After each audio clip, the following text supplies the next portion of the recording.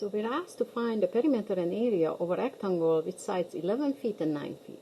A rectangle has 4 sides, but we are given 2 numbers because the opposite sides are equal. So this is 11, if this side is 11 feet, so is this one.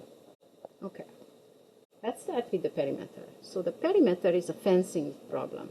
What is the length of the boundary of this object? The boundary is the stuff that separates the inside from the outside.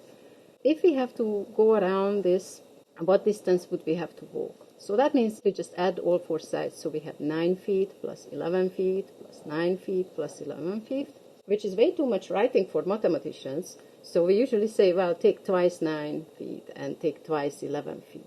Either way, 9 plus 11 is 20, so altogether we have 20 plus 20, which is 40 feet.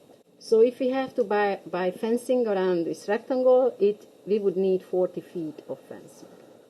Okay. So now let's go for the area. The area is much trickier.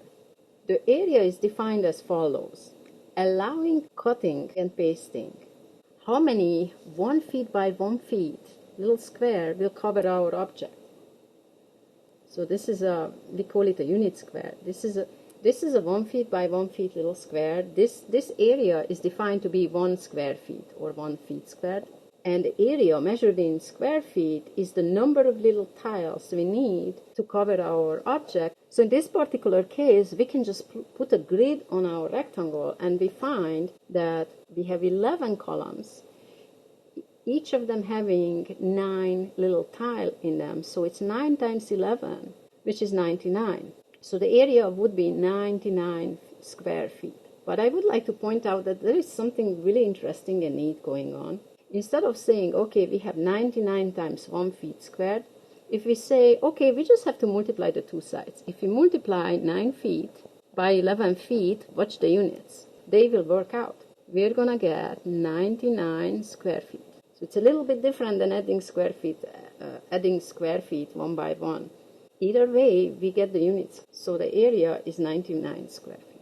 So the problem is over. You can stop the video. But as usual, I have a comment. If you have a rectangle that's 2 by 3, let's use inches this time, then it is quite easy to put a grid on it and say, okay, we're counting 6 1 inch by 1 inch tile, so we're talking about 6 square inches.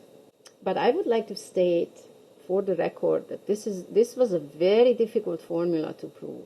The formula for the area of the rectangle is quite easy when the numbers are as pleasant as 2 and 3 are. But there are numbers much more hideous than 2 and 3 for sides with that length. This very simple formula, namely multiply the 2 sides, was very, very difficult to prove. It took a lot of work. But then the other thing is you will see that every other area formula will go back to rectangle formula. It will all be building on the area formula for rectangles. So that is typical to mathematics. We worked very hard for something, so we're going to use it over and over again.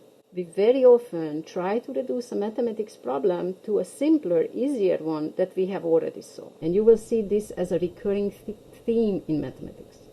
Thank you for watching.